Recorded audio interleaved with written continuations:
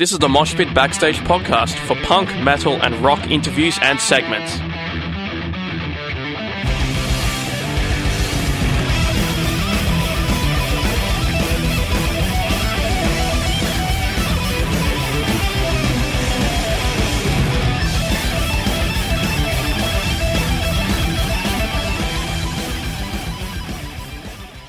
Hey, this is Ishan and you're listening to Moshpit at Ihsahn.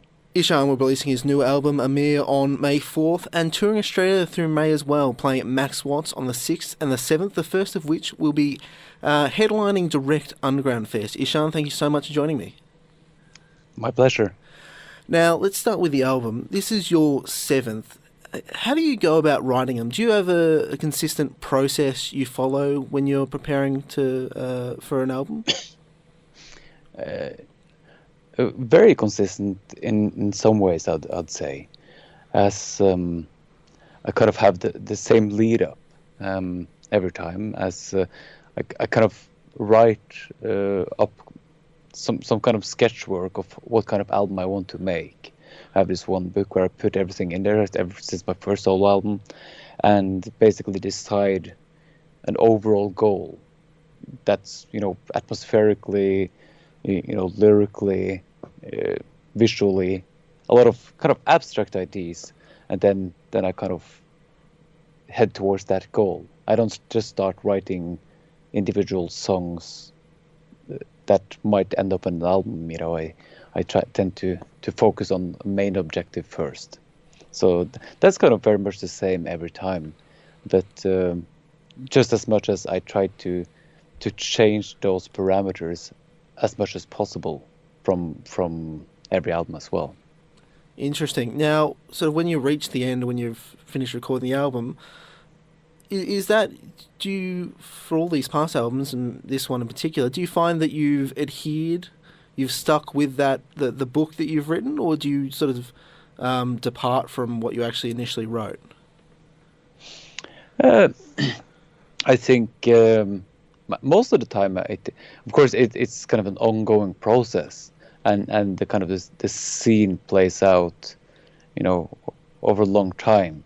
So, but for the most part, I think I try to have as concrete goals as so the end result will actually be very much in line with that. Of course, it doesn't, these initial goals are not necessarily something that I have to stick by. It's more like a creative focus. As for example, with the last album, with this album, Amir, it was very much happening inside, as opposed to my previous album, Arctis, where the scene was kind of outside in this Arctic landscape. So lyrically, the metaphors I used were kind of placed in that scenario. Whereas for this new album, for example, it's happening much more inside. The scene is inside. The metaphors are mostly kind of connected to that. And also sonically, I think there's a much more, intimate sound. I've chosen to focus much more on analog synthesis and a much more dry production, almost mono drums, things that kind of add to the experience of this kind of intimate inside feel. It's kind of hard. It's kind of hard to discuss it like this, because it kind of works very well within my creative parameters. But I know it sounds really strange when I try to explain it just mundanely like this. No, it's really interesting because you're trying to sort of explain music in words, which are really different languages. In terms of the synthesizers, what was it about those that made you think of Inside? Well, it's just something, as it's kind of a technological thing. It's hard to explain. It's just that I associate analog synth sounds with much more of an intimate sound, whereas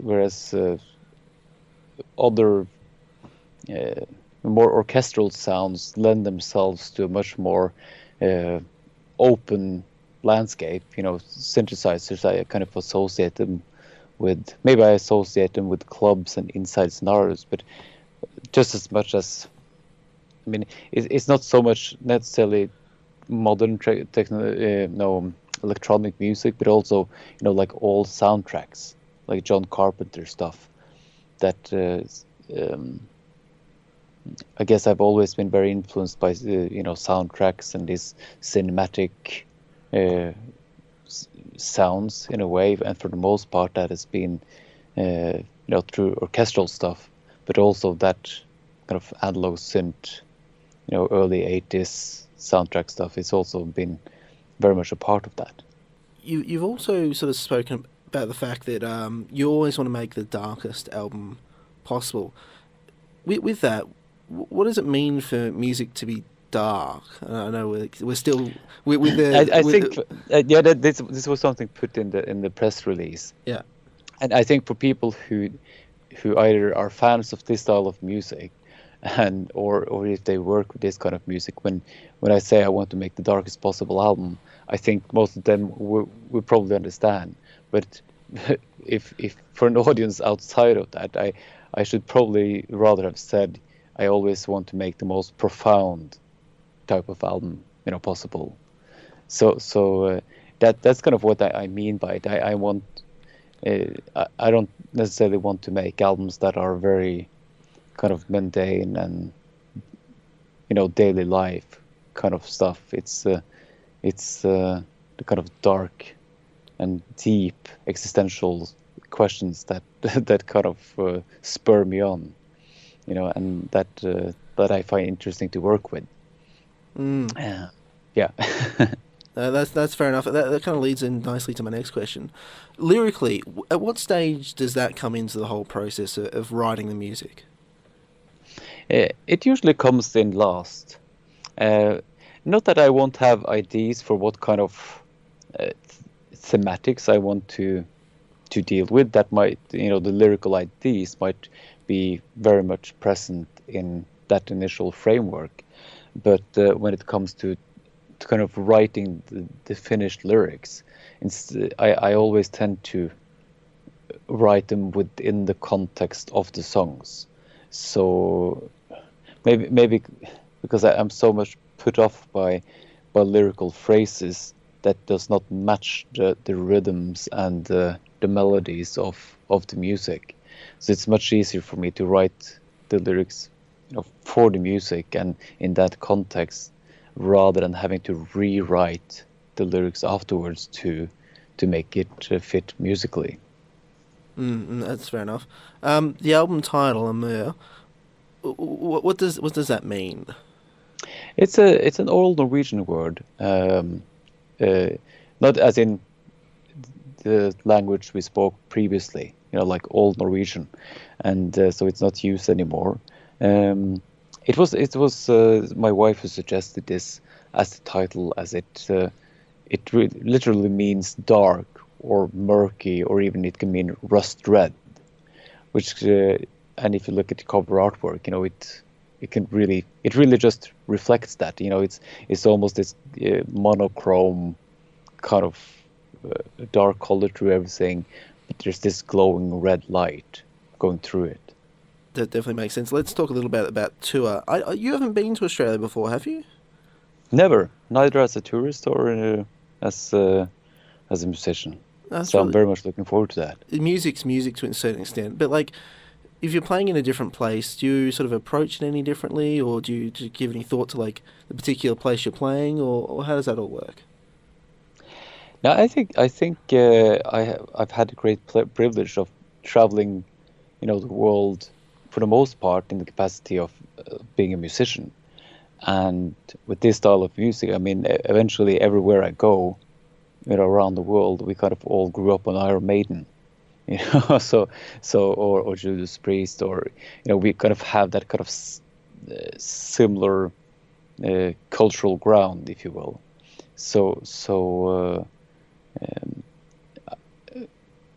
I don't. I mean, my experience, metal fans and people into this music are very much the same, everywhere in the world. So it's a very global cultural phenomenon, and with that kind of recognizable, common ground, I found it's much easier to kind of experience, the cultural specialities of wherever I am, on top of that. So I think kind of get the best of both worlds. I might not necessarily have all the time for sightseeing when I travel, but still I get to see it. At least it feels like I get to see and experience different cultures and different countries more from the inside. With your music, like it's very, very varied. Like there's a lot of different stuff going on between each songs, even within the same album. Like, how do you go about sort of putting those together into a set list that kind of flows throughout the show? Of course, there are a lot of elements that have to go into that. Obviously, it's a concern for me in playing over an hour of this music is how I can sketch, put a set list together where my voice will carry through the whole thing, because there are parts where there are songs with main focus on these traditional screaming vocals, but also a lot of these more mellow, clean singing parts, and I have to be aware on where I place those songs in the set. But also, I generally just try to put together a set in a similar way as I would put together an album, to kind of get a very, natural, dynamic flow, and also to hopefully to build some to keep some dynamics in between everything. I think it's I've been very surprised how well